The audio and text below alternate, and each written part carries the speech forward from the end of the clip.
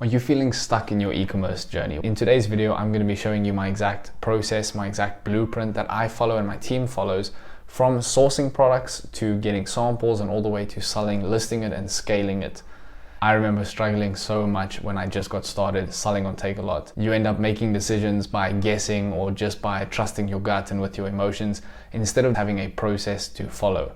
I would like to disclaim that this video is a blueprint, right? So I'm not breaking down every single category into huge detail. I want to give you a flow, a process to follow, a blueprint, a roadmap, if you will, to follow in order to be successful in your journey. Then there's also a few little nuggets or pretty useful tips and little hacks that I found that I'll be sharing too. Now let's get into the blueprint. But first, thank you to Retail Rocket for sponsoring today's video.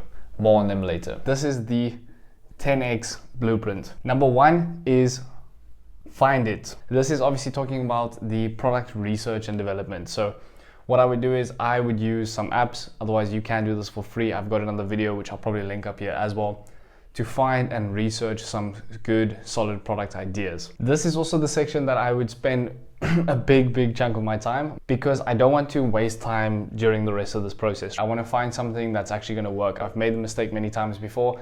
Find a product that I think is going to be a great idea. Meanwhile, no one is searching for it.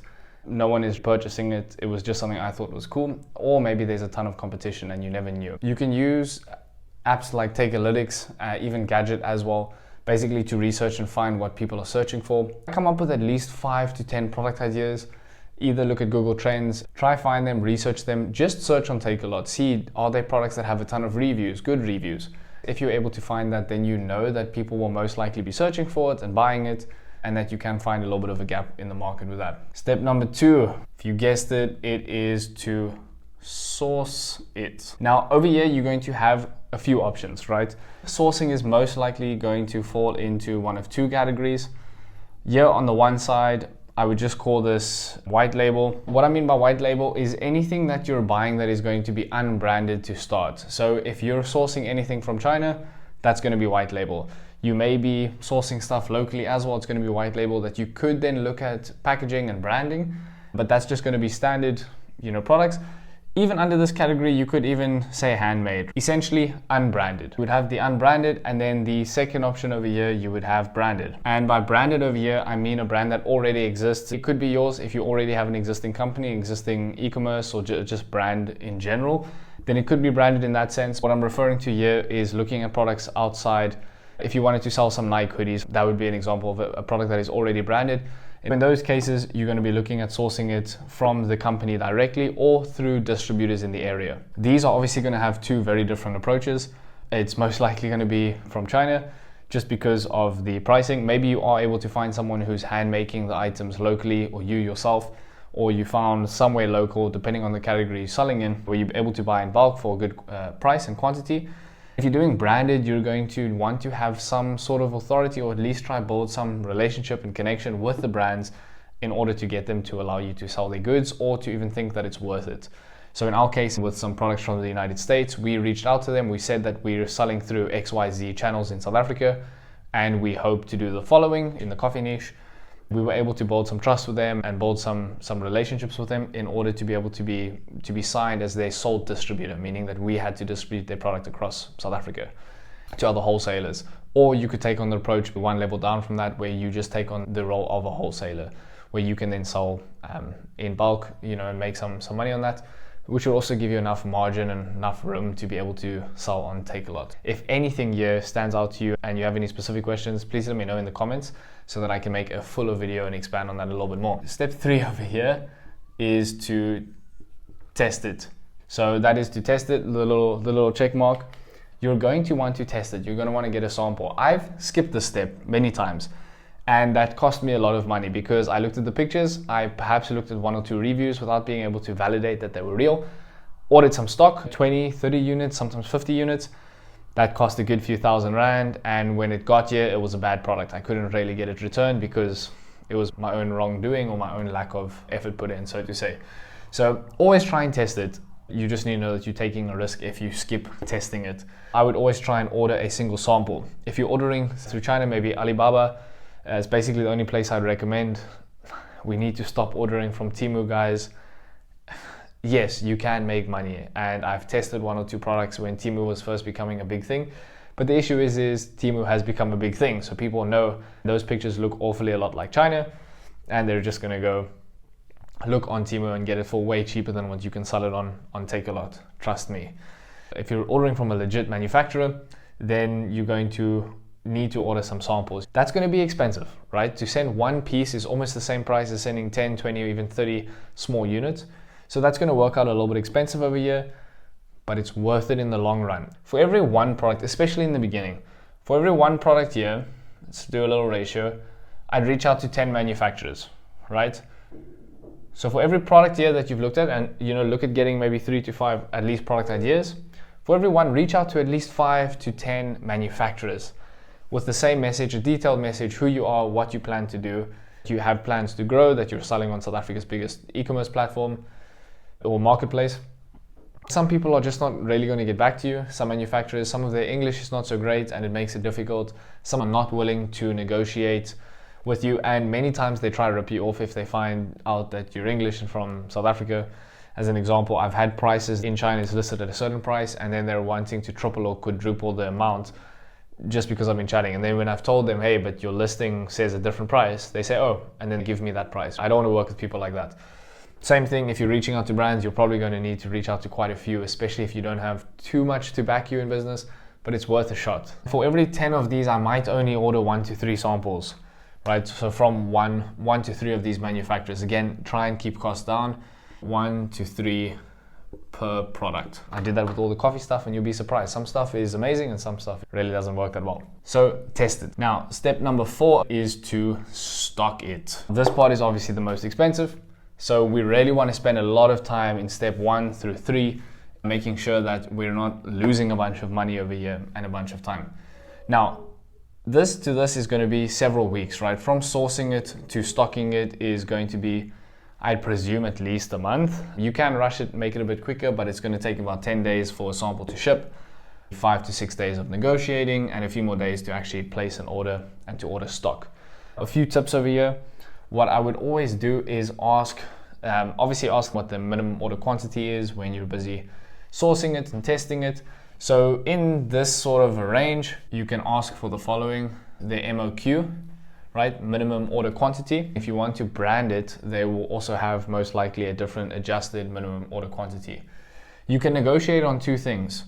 You can negotiate on price and quantity. The reason I say that is they may say again, sorry for the bad example, but for the razor, they might say, cool, the minimum order quantity is 10. You only need to order 10 pieces, you can get out discount. And let's say in Rand, it's going to be 10 Rand, right? So they're happy for us to only order 10. But if we want to put our logo on it, right? If we want to make this branded, it might say, cool, but now the minimum order quantity is 100. But you have to ask yourself, why are they doing that? There's extra cost, time, labor, and packaging involved if we were branding it custom. For the same price, for 10 Rand, to reduce that risk on their side and their costing, we now need to order 100 to make sure that it's worth it for them. We can negotiate that and say, hey, look, I'm just getting started. I can't do 100 right now. So let's maybe order 20 pieces, 50, 10, whatever the case is. I'm willing to pay you more for it. Essentially, this is just to offset cost. So you can negotiate in that way and be creative. Don't just try to get a cheaper price and lower your MOQs. You need to give and take. It's a negotiation. It needs to be a win-win for both parties. If they're willing to give you the cheapest thing for the least amount, you might want to be skeptical of them as a manufacturer. And secondly, you don't want to just completely rip them off. You want to build a long-lasting relationship. Or maybe you're wanting to order more and you say, hey, but I'm ordering twice as much, so please can I get a reduction in the fees? I've asked for free samples to be shipped, and once you've got a couple products, you can always ask them to include these samples with whatever other products you're sourcing. Stocking it is all good and well to say these things, but stock costs money, and that's where today's sponsor comes in. If you're watching this video, I'm sure that you have plans to scale this into a business, maybe even branch out into other marketplaces like Macro and Amazon South Africa. No matter what your goals with this business, to grow, you need stock. And to get stock, you need money. Getting a bank loan can be extremely difficult as a young South African entrepreneur.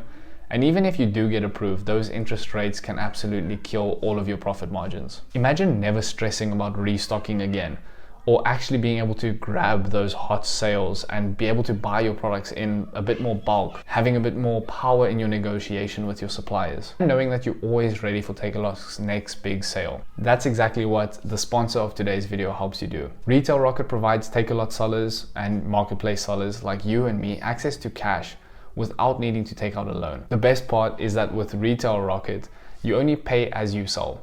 So if you've had a slow month like January, February for a lot of us, and you don't make any sales, you don't pay them back at all. And if you have an absolutely killer of a month, you get to pay that off a little bit quicker. And now I know you're worrying, what about your credit score? Don't worry, they don't look at your credit score, they simply look at your sales. No seller is too small, whether you're making 1,000, 5,000 Rand or up to 50,000 Rand a month. Retail Rocket has you covered. Plus, and actually this is the best part, you get your very own launch consultant. A real person that you're going to get to jump on a call with and meet and speak to, who's there for you, for your business, for your needs. No chatbots and endless emails back and forth. Just real support from someone who gets your business. If you're serious about scaling this business, then check out Retail Rocket in the first link in the description below. Don't worry, it's completely free. You'll get to jump on a call and chat to someone from the team who will be dedicated to you. Nothing to lose. Get the stock, make the sales, and scale faster. Thank you to Retail Rocket for sponsoring this video. Prep it. Now, this step I've obviously put it in number 6 position, but it kind of happens, I'd say, in between these two over here. The reason I say that is you don't want to be wasting time. While you're waiting from sourcing it to getting that sample, you're waiting at least 7 days, 10 days, sometimes 15 days. And from you testing it to ordering bulk and actually receiving the stock is also going to take another few weeks at least. And if you're needing customization, it will be even longer. So in that time, I love to prep ahead, right? We're getting to the part of making money and actually selling on Takealot, listing it on Takealot. In that time, I'm busy looking for more products. For the sake of a single flow, in this time, while I'm waiting for the samples to arrive and from samples to bulk stock, I want to be asking the suppliers for images, website images. I specifically ask for lifestyle images from them as well, so that it's not the very cheap ones. Start getting sizes, dimensions, start writing your copy, everything. Start planning your packaging. Right now you've got the samples, so you've got the sizes, go around, find the right size boxes. Start getting the prep, just a few hours a day. You can also ask them for a lot of those resources, and if they send you the images and it might have some very Temu looking images, again from Chinese suppliers, what I like to do is put that into Canva, remove the background and make it look a little bit better. You can change it up just to make the images look a little bit more polished, a little bit more high end. If it's branded, be very careful what you do. Ask them for their logos, their color schemes and everything, the do's and don'ts with their product. I should probably start numbering this. There you go. 1, 2, 3, 4, 5. My bad. Now, step number 6, list it. Now, all of this preparation is going to pay off over here when you need to list it. Takealot is notorious for rejecting listings, so this takes some time. I always list mine before the stock even gets here.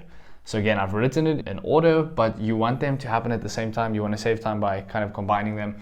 So before my stock gets here, I want to already have it accepted on Takealot. You can get your pictures. You can start writing your copy, which is your description. If you need some help with that, you can ask ChatGPT to refine it. Please don't just use ChatGPT because it sounds gimmicky, and many times without the right instruction and prompt, people are going to read right through it. You want to now list your products and spend some time in this as well. Make sure that your title is full of keywords for Takealot. Remember, Takealot is basically a search engine. People are searching for things they want to buy. It's not too often percentage-wise that people are just scrolling and something just pops up randomly, obviously based on the things that they search. Make sure that you've got some great keywords ready to go when you list it. Find out which category you're going to list it in. You'll need to go through Takealot's categories to find that out. And then get some good copy. Start with pain. This is a big thing. This is a simple framework. You have many copywriting frameworks. That's pass, right? So we've got pain. Try not to wipe it out. We have agitate. How do you spell agitate? We have agitate. And then we have solution. Solution. There you go. So pass. Pain, agitate, solution, right? So you want to create some pain. If it is, for example, this is where we get creative. It's like a eraser, a whiteboard eraser, whiteboard marker eraser, whatever the case is. But start off with some pain. So I can just say, hey, this is lightweight and it erases well. It's going to sound exactly like all the others. So we have to get creative even with the most simple of items. I'm holding all of these and there's a tray right here. There you go. So we can start thinking of some pains. Let's say, for example, and you can often ask this in the form of questions. Are you tired of getting to your whiteboard to wipe off your work only to realize that it is staying behind and it's not erasing? Or you start erasing it and the colors just smudge all over the place. That's an example of the pain on the spot here. Then you agitate that. You then try wipe it and it smudges. So you agitate the problem. Obviously with other products, a little bit easier, but you get the point. Hopefully you're thinking about some stuff right now. You frame your product as the solution. So your first paragraph, I would really try to resonate with some pain points. You agitate that pain, and I usually try and include the solution in the form of desired outcomes. Are you wanting an eraser that in one wipe clears your whole board, as an example, or clears all the cookies in just one wipe? Like, that's the desired outcome. Personally, for me, a frustration is when I come and erase and it's smudging.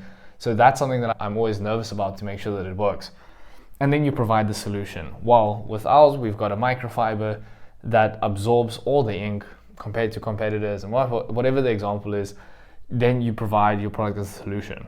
Most people just use the bottom one solution. The product, they just say our product is 12 centimeters by 5 centimeters. It's made of plastic and it's lightweight. And then that's it. You're missing out on an opportunity to sell the buyer as they are busy reading through that description. And play that game actually. Like, pick up something random right now around you and then try think of some pain points that it solves. Try agitate that problem and then present that item as a solution. Maybe the remote, the office chair, just looking around, what makes it different, what pain points. Get some good copy, get your photos, get it listed before the stock arrives. That's always my goal. And even my team, we always try to have that up and running as soon as we've basically already ordering our samples. So at this stage now, we've listed it and our stock has arrived. We've packaged it, all of the planning has come together, and we're on our way to actually having that product make us some money. So we get over here to step 7. That is going to be pretty simple. It's ship it. Ship it to Takealot. If this is your first video introductory to Takealot, you're for sure going to need to spend a bit of time figuring out how to ship it. Maybe I'll link the videos up here. But now we're shipping it to Takealot. We've got the stock on hand. I pack it around in our little warehouse, our garage. Make sure everything is ready to go, prepped with the right labels on the stickers. So when the orders come through on lead time or when you're sending the stock, it's as smooth and seamless as possible. You can ship on lead time, or you can just have stock on hand, SOH, stock on hand, right? In the beginning, you probably won't have access to lead time. You're the very first time you need to send stock. Stock on hand just means that you have some stock physically sitting at Takealot. Then you have lead time, but lead time tends to be a bit expensive, especially for lower ticket items, because you have to pay for shipping to Takealot's warehouse. Sorry, and I do have a video as well explaining all of the Takealot fees, but those are your two options. You can ship on lead time or have stock on hand. Have stock on hand, at least 30 days coverage. That way you've got stock for people to buy at all of the DCs. There's Joburg, Cape Town, and Durban. The more stock you have to a certain degree, 30 days worth, the better.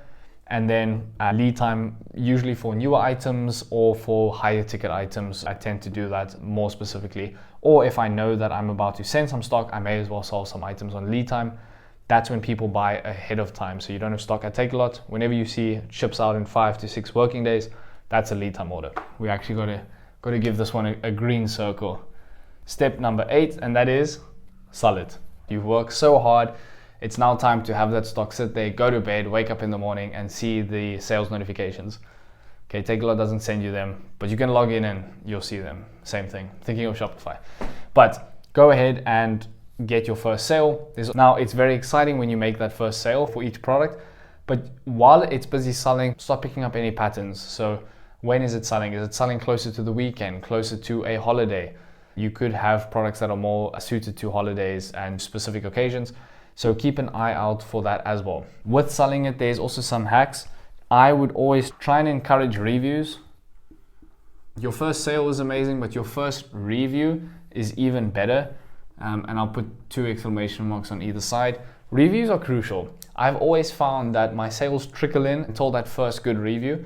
And if you've done your work, you're going to get a good review. So get your first good review, your 5-star, 4-star, hopefully 5 stars.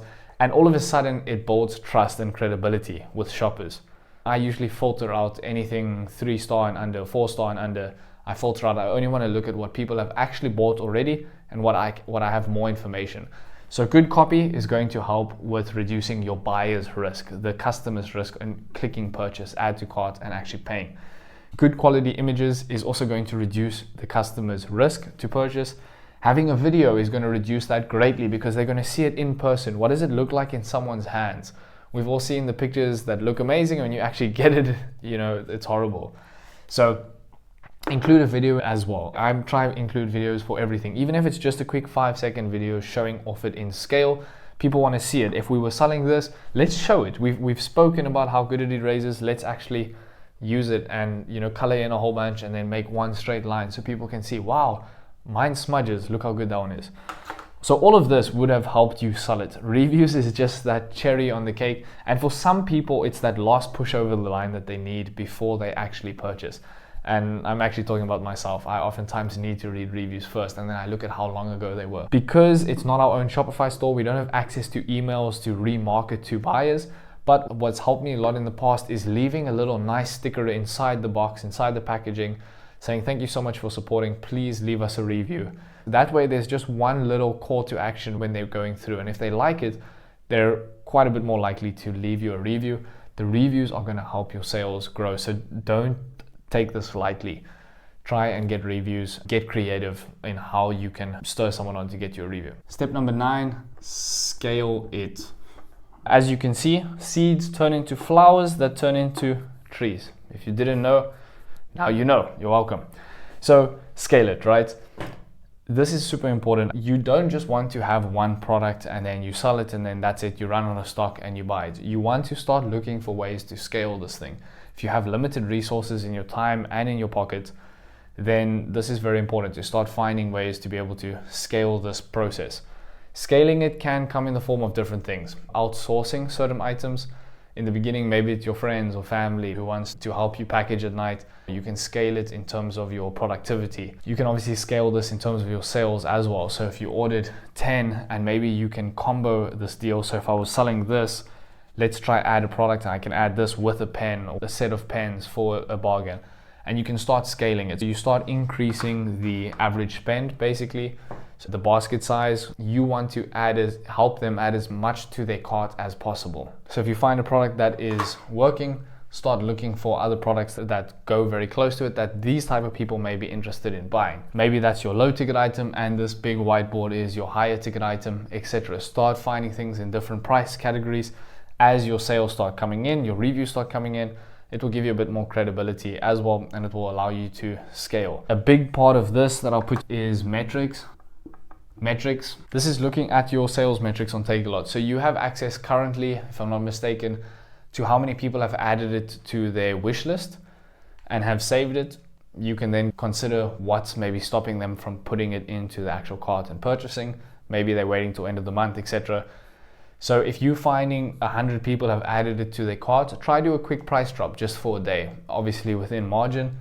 And maybe those people convert because they'll get a notification if they have the app that the item on their wish list has dropped price. So that's one way to look at your metrics and use it. The other way is to look how many items you're selling per month. So you can see how much to order next time and scale it in that way. We're looking at your sales per 30 days as well, and try not to run out of stock. People always say, oh, it's good to sell out. Sure, but it's better to always have the right amount of stock on hand. Reason being is because not having stock costs you money for an item that's been selling. Very simple example, if I sell one of these every day and I run out of stock and it takes me 10 days to restock, that has cost me 10 pence worth of sales. And that can really affect cash flow and your scalability. So if you want to be able to scale, you need to be watching cash flow, which I'll put under here as well. You guys are gonna need to be looking at your screen sideways there. Look at your metrics, look at your cash flow, try and get those things to be in a really good place. The other metrics that you'll have access to is if you're running ads on Takealot, so pay-per-clicks. For people, you'll also have metrics, how many people clicked, how many people purchased, why is your close rate good or bad. You can also kill ads on items that are really just not moving, and then you can pump it into the ones that are. Another good metric here to look is if the product isn't selling, maybe you worked as hard as you could on the top, but if it's not selling, it's better just to kill that product, kill the SKU. It's just gonna help you scale. Keep the things that are moving fast and replace them. replace the ones that aren't. Finally, number 10, my little robot over here. Anyone guess what it is? Automate it. Automate. I promise my handwriting is better on a page, but on a whiteboard I'm scared to smudge with my left hand. Anyway, try and automate it. Maybe it's not going to be automated fully by AI and by systems, but start. I promise you, I waited way too long for this step. Try starting to automate it, right? Whether that's outsourcing small tasks, paying someone a little bit for packaging, maybe not necessarily for the day-to-day handling and for shipping, but the first place I started paying someone to help us was more specifically in the stocking. When the stock arrived and prepping it, I would then get people to help open the boxes. If I needed to repackage goods, if I needed to add stickers, I would do that all in bulk, right? Many people still buy their stock, get their stock, open it up, and then wait until they need to send stock before they package and label. That's a big waste of time and pretty inefficient. So when you get that, unbox everything, repackage everything, put all the nice stickers on, store it nicely so everything is ready to go. That's an easy way that you can pay someone an hourly wage to help you. It's pretty easy to teach someone, and you can start building up and outsourcing in that way. It's obviously not technically automation, but it is allowing you to grow a little bit better with that. Another way that for me in the last 3 months has been amazing is just with different softwares. Gadget is one that I use a lot just to automate a lot of my tasks and speed up my replenishing step over here. This usually used to take me, I don't know, let's call it 30 minutes or so to do all of that. Not in terms of actual packaging, just the admin, because I'd have to click here, print out the items. With Gadget, it now takes me, I'd say 5 minutes, maybe 5 minutes on average. It's literally like 3 minutes just to do all of, to actually choose the amounts, because it automatically knows how much you've sold over the last 90 days, which is 60 days more than Takealot can tell you. So you have a more true reflection, and then you just click a button and it tells you what to restock, which is amazing. Instead of having to scroll through your products, look at the sales, plus till it equals 30, send that stock. Once you've done it a couple times, you understand the pain in that. So look for ways to automate it. There's good softwares out there. Again, look for the reviews so that you can trust it. But there's a lot of small ways. Use ChatGPT where you can to refine or to process data. Get them to send you images. Hey, every time I ask for sample, please send me the following. There's lots of small things that you can start automate, but look for them, right? You need to be looking for this. It's not just going to come to you. The only thing else that needs to happen is from this point over here, we need to go back and it needs to be a cycle, right? This is a constant cycle that me and the team go through. We don't plug in our input here, we start finding it, we wait all the way till we get through, and then boom, we look for our next product. In the beginning, maybe wait until you've got your first stock, but eventually start overlapping. I look for products, I start sourcing it, I'm waiting for a sample, I'm getting pictures ready, I'm already looking for a new one, I'm doing the same thing. These ones land, I'm ordering samples, I'm looking for a new one. The other ones are selling. Some of them I'm killing the SKU, I'm saying no more, we're not selling those. We go through the process. What we always make sure as a rule is that it has to go here and end up this side, right through this process to getting it and scaling it. But we always have quite a few products in here at one time because we're also killing off ones that aren't working. I've gone ahead and linked some of these resources in the description below that you're welcome to go and click on and look through if you're feeling in need of that. If you have any specific questions on reaching out, manufacturers, shipping, importing, whatever it is, let me know in the comments. I can go a little bit deeper into these topics for you. Thank you for bearing with my interesting handwriting on the board. The PDF version of this is available down below. It should be very soon, if not yet. So go and grab that. See you in the next video.